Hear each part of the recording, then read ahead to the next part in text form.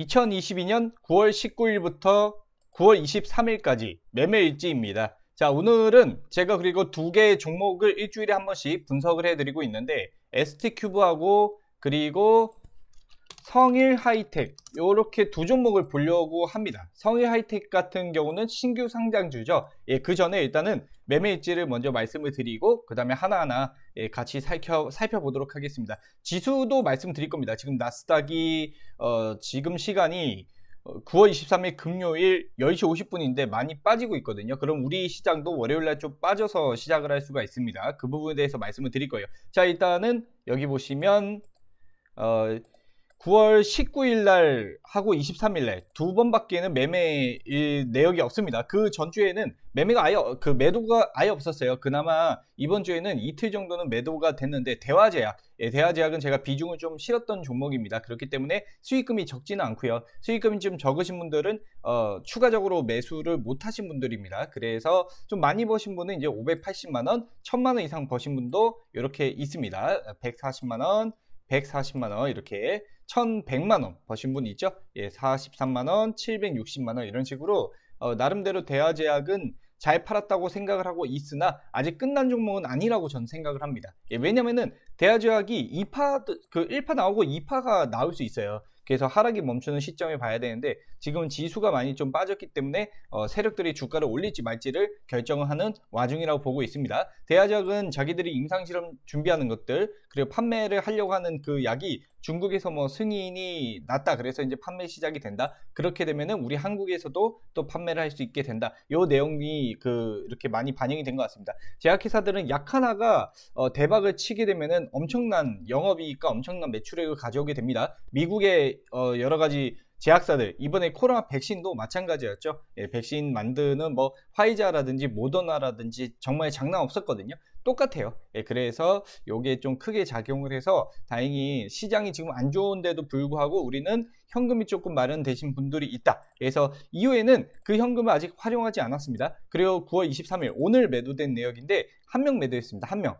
케어랩스는 제가 알기로는 3명 가지고 있는데 2명은 아직 보유 중이에요. 왜냐면은 사실 케어랩스 같이 오늘 시장이 엄청 빠졌는데 이렇게 올라간 종목 이런 종목들이 추가적으로 더 오를 수 있는 종목들입니다. 그래서 한 명만 매도했습니다. 이 한 명 같은 경우는 나름대로 그래도 수익률이 꽤 괜찮고 수익 금액도 적지는 않으니까 좀 안전하게 보자 이런 마음에서 매도를 한 거고요. 케어랩스는 뉴스가 안 나왔거든요. 이렇게 뉴스 없이 올라간 게 좀 더 좋습니다. 원래 예전부터 케어랩스는 매각 관련 이슈가 있었어요. 얘네가 굿딱 있죠. 원격 의료 관련해서 이렇게 운영을 하는 기업인데 상당히 좋습니다. 근데 대주주가 조금 마음에 안 드는 게 케어랩스의 대주주가 제가 알기로는 모바일 옐로 모바일 쪽입니다. 옐로 모바일이 이쪽에서 시티랩스인데 시티랩스의 대주주가 옐로 모바일인 이런 경우예요. 그래서 이게 다 이렇게 섞여 있어 가지고 이렇게 섞여 있으면 사실 좋지는 않아요. 시티랩스도 거의 투자회사야. 얘는 뭐 사업을 제대로 하고 있는 종목이 맞나 싶을 정도로 그냥 뭐 투자회사나 다름없이 진행이 되고 있어서 이 부분 감안하면은 저는 이렇게 케어랩스도 사실 매각이 되면은 이건 호재이거든요. 그래서 그런 부분을 좀 고려하고 있습니다. 자, 어쨌든 제가 종목 서두 너무 설명을 길게 했네. 차트도 안 보여드리고. 자, 보겠습니다. 오늘 일단 지수를 먼저 보죠. 지수가 어떻게 되는지. 오늘 빠졌거든요. 지금부터 여러분들 잘 보셔야 돼요. 저는 자, 이 코스피 기준으로 얘기하겠습니다. 자, 여기 보시면 제가 저점을 한 2280, 2276 이렇게 봤었거든요. 2280 정도. 근데 오늘 종가가 2290이에요. 그리고 오늘 저가가 2285였습니다. 그러니까 거의 내려온 거예요. 여기를 지켜줘야 돼. 여기 근데 못 지키면 어떻게 되는지 여러분들 궁금하죠? 그 다음부터 100단위로 보시면 됩니다. 100단위. 2270이 이탈이 많이 된다. 그러면은 그 다음은 2200입니다. 2200 지지라인. 2200은 근데 좀 약해요. 그래서 저는 2200보다는 한 2100 정도를 생각을 하고 있습니다. 2100 여기 2100. 그래서 이번에 이탈 나오면 2100까지 빠질 여력이 있고요.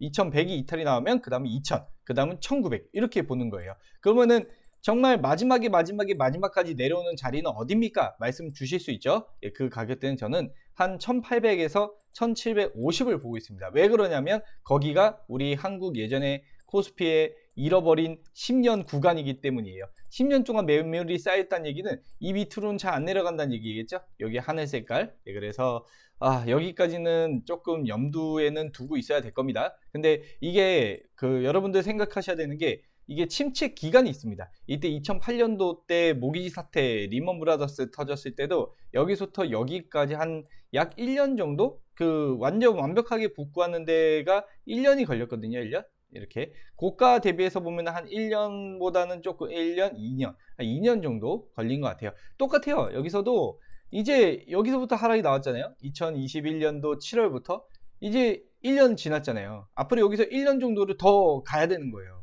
아시겠죠? 복구까지. 그래서 저는 내년 6월달 최소 내년 6월달까지 보고 있는 겁니다. 그래서 거기까지는 하락이 나올 수도 있는데 코로나 때는 그럼 어떻게 설명할 거냐? 코로나는 V자예요, V자. 이렇게 빠르게 회복이 되면 빠르게 내려가면은 빠르게 올라갑니다. 아시겠죠? 그리고 이거는 강제적으로 돈을 풀어서 올라간 거기 때문에 이렇게 쭉 올라가는 이런 부작용이 나왔잖아요. 그런 다음에 이제 쭉 빠진 거야. 그동안에 이게 왜냐면 인플레이션으로 다가왔기 때문인데, 근데 여러분들이 하나 아셔야 되는 게 뭐냐면 시장에 돈을 풀었잖아요. 그 돈이 어디 갔나요?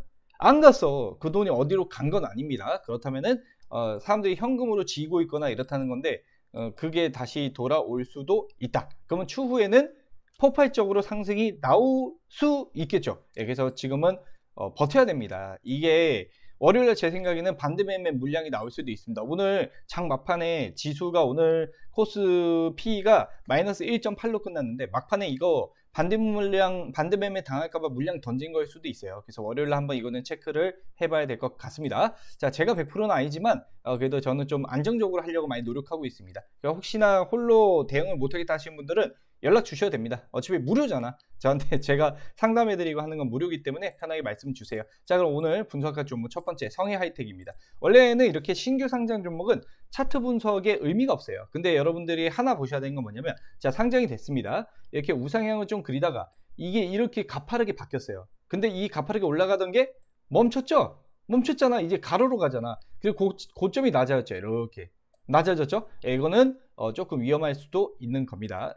위험한 기업 자체가 위험하다는 게 아니라 이제 하락 전환이 될 수도 있다는 거죠. 하락 전환이 되면 얘가 조정 자리까지 내려온 다음에 어느 정도 조정이 온 다음에 다시 올라가는 겁니다. 아시겠죠? 그래서 어디까지 조정이 올지는 예상은 가능하지만 그 예상치를 항상 뒤집어 엎을 수도 있어요. 기술적 반등이라는 게 있기 때문에 기술적 반등이 나오면 기술적 반등 반짝 나온 다음에 다시 하락하거든요. 그래서 그 예측치를 굳이 잡는다면 저는 한 12만원대 구간, 12만 3천원, 12만 2천원, 12만 1천원 이 12만 초반대 구간을 일단 1차적으로는 보고 있는데 여기까지 안 내려올 수도 있습니다.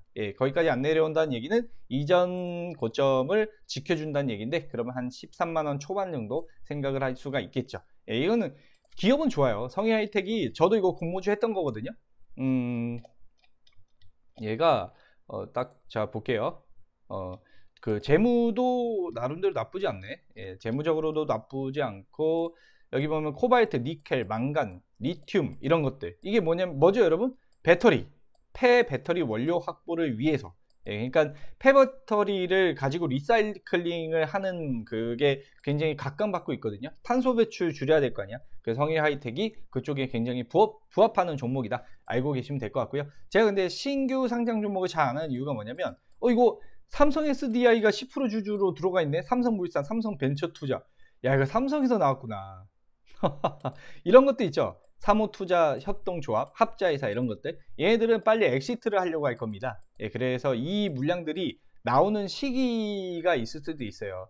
이강명, 이경열 이 사람들 말고 이 사람들은 안 나가고 있을 확률이 높겠죠. 여기 봐봐. IBKW 기술금융 2018 투자 합자회사 이 변동주주 있죠. 얘네가 보면 장내 매도했잖아. 이렇게 보이시죠? 이게 언제야? 8월 24일날 매도했네. 이렇게 매도하고 나가는 거야. 자기들은 투자했으니까 투자 자금을 회수하는 겁니다. 이 물량은 받아줘야 돼. 8월 24일날 나갔으면은 야 요때네. 야, 이거 빼고 더 갔잖아. 24일을 올리면서 뺐네. 주가가 올라가면서 물량을 던져준 겁니다. 그래서 그거를 받고 올린 건데 거기서 원래 신규 상장 종목은 물량이 나오는 시기가 있습니다. 3개월, 6개월, 1년, 그 다음에 1년, 6개월, 2년, 최대 3년까지 보호예수가 걸려 있거든요. 그래서 그 물량들이 나오기 때문에 저는 신규 상장주를 잘 안 하는 편인데 성희 하이텍은 이미 상승이 바닥권 한 뭐 8만 원대부터 지금 2배가 올랐잖아요. 그러니까 얘는 한 번은 이제 조정을 줄 때가 됐다. 그렇기 때문에 추후에 다시 올라갈 수 있다고 쳐도 지금 들어가는 게 아니라 지금은 오히려 매도 포지션을 취하고 나중에 이제 매수 포지션을 매수 타점에 보는 게 낫지 않을까, 저는 그렇게 보고 있습니다. 자, 성해하이텍 뉴스 볼까요? 뉴스 뭐 얘는 좋겠지 당연히. 잠깐 볼게요. 보면은 자,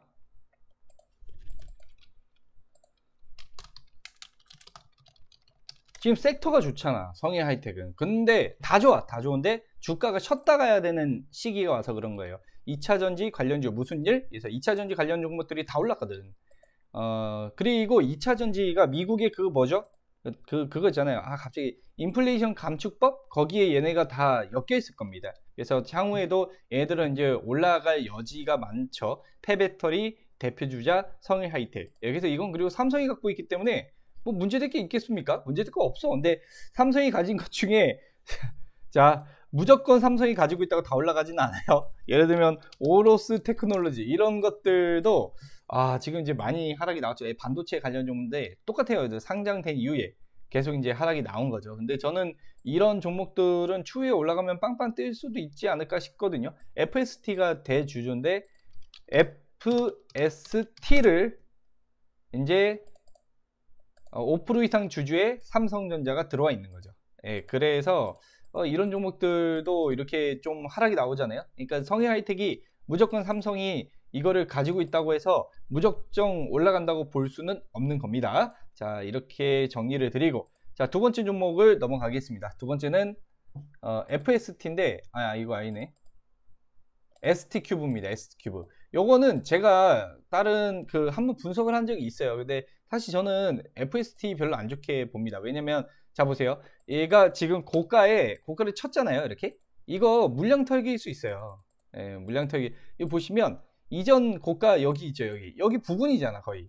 같은 부근, 같은 라인이에요. 이것도 어차피 꼬리잖아. 여기 이렇게 캔들 몸통이 올라섰습니까? 못 올라섰죠? 그렇기 때문에 저는 여기를 고가로 보고 있다. 여기를 올라서면은 추가로 더 올라갈 수 있겠지만 올라서지 못하고 내려오는 이력이 과거에도 있고 이번에도 못 뚫었는데 또 다시 돌파 시도를 했는데 또 못 뚫었어. 그럼 세 번째는 되는 거 아닙니까? 이렇게 말씀하실 수도 있는데 얘 앞에서도 한 번, 두 번, 세 번 쳤는데 돌파했나요? 못했죠? 내려왔잖아. 이렇게 쫙 빠지는 것은 반등, 기술적 반등이 중간중간 나오긴 하지만 이렇게 쫙 빠지는 것은 이건 세력이 물랑 털고 나간 겁니다. 그 다음에 여기서 한 6개월, 1년, 6개월 해서 3년간 물량 모으고 다시 올린 건데 뭔가 있겠죠? 왜냐면은 얘네들은 바이오 메디컬 홀딩스, ST 사이언스 대주주가 너무 지분이 적어요. 그래서 이대로라면 회사가 마탱이도 갈 수 있지 않을까? 거기다가 여기 보면 FDA 임상은 뭐 받은 게 있는데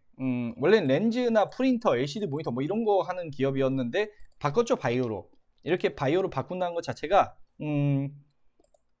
좋지 않은 겁니다. 조금 더 자신들의 상장돼 있는 시간을 연장하기 위해서 바꾸는 경우가 많거든요. 그래서 어쨌든 재무도 좋지 않다. 그죠? 좋지 않죠. 그리고 대주주 지분이 없다는 얘기는 언제든지 회사를 정리할 수 있다. 이렇게. 근데 이런 종목 같은 경우는 예상은 뒤엎는 경우가 있습니다. 왜냐면 여기서도 보면 자 보세요 여러분. 이거 지우고 원래는 이 패턴이 이게 하락 패턴일 수도 있거든요. 하락이 나오긴 했어.